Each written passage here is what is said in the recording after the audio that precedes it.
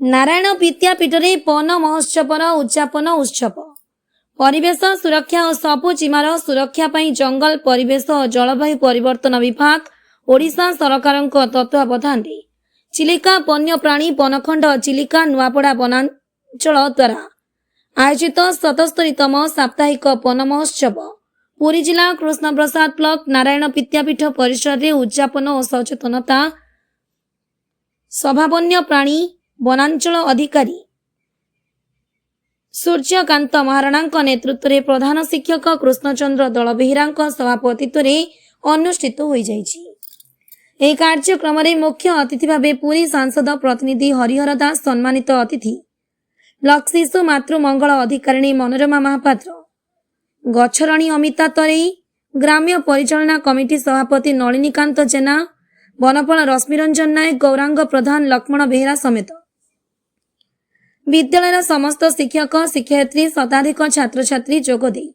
वृक्षरोपण सप्ताह उत्साह पालन करथिले।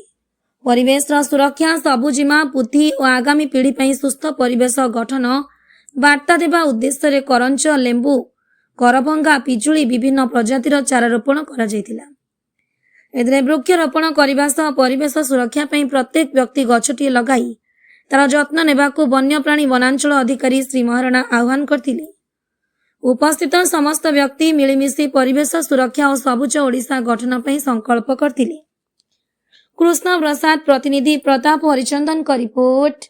आईजेबी न्यूज। माननीय सांसद पुरी प्रतिनिधि हरिहर दास आज नारायणी विद्यापीठ जो भली मनोरम परिवेश भितर सरकार द्वारा 7 दिन धरी कार्यक्रम चली वन महोत्सव 77तम वन महोत्सव यार हूँ आज उद्यापनी उत्सव। ये उत्सव समस्त कर्मचारी मानक सह आमर वन्यप्राणी वन्यांचल अधिकारी एवं प्रधान शिक्षक सहकारी शिक्षक एवं समस्त बंधु मान सहित पिला सहित उत्सवटा को भल भाव पालन करागला। परिवेश जो भाव में विध्वंस होबार बसी सीजन अनुजाई कौन प्रकार पाग हो पारुना एवं विश्व में किसी देश वर्तमान जो भाव में पिचु तरली बर्तमान रेल लाइन पर पड़ा तेणुक मनुष्य को बचापी गचर निहाती आवश्यकता एवं से ये जो प्रयास सरकार बहुत एक अभिनव प्रयास ए प्रयास आज नारायणी विद्यापीठ में उद्यापनी दिवस रे पालन कर प्रधान शिक्षक सहकारी शिक्षक एवं वन अधिकारी वन्यखंड वन अधिकारी एवं सेमानकर समस्त सहयोग सहित आमर जो गछराणी भाव में परिचित सान भणी अमिता तांकु नेकी जो प्रोग्राम करा एटा गोटे बहुत भल प्रोग्राम करा गछ लगागला एवं आगामी दिन में केमिति भाव में परिवेश को गछ लगे सुरक्षा दिज्व से बुझे दि जाता समस्ते निज निजर ज्ञान कौशल बुझे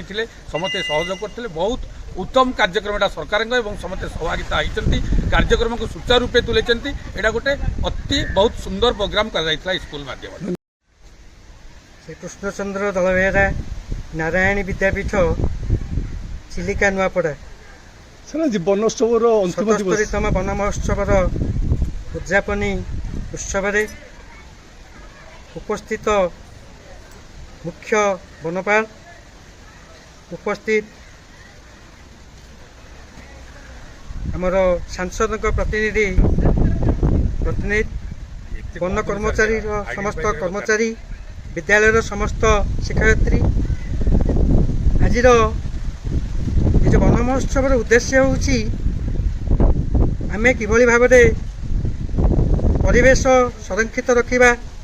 एवं अधिक रु अधिक वृक्ष रोपण करिबा एवं समाज को वार्ता देबा जे प्रत्येक गोटे गोटे वृक्ष रोपण करिबा पई जेभली शिशुटीए जन्म लेबा परे तार जेपरि जत्न निया जाए सेहीपरि वृक्षरोपण एक महान कार्य एवं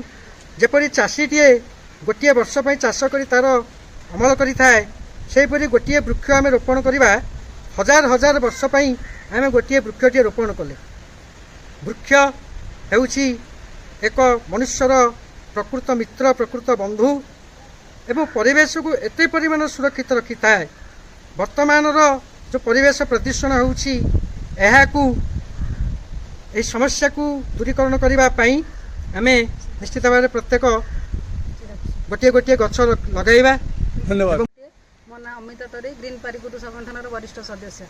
जी हूँ 77तम वन महोत्सव अंतिम बा उद्यापनी दिवस ये उद्यापनी दिवस आम नारायणी विद्यापीठ आमर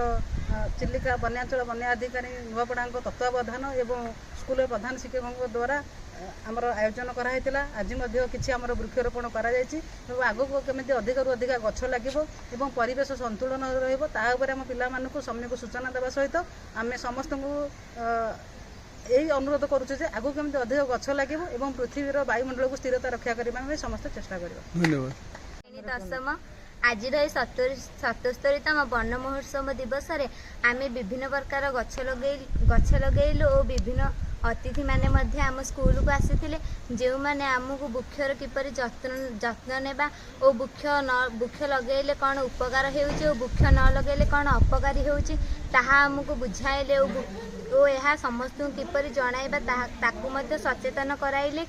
और आमको मध्य वृक्षर किपरि जत्न नेबा ता विषय रे जणाइले।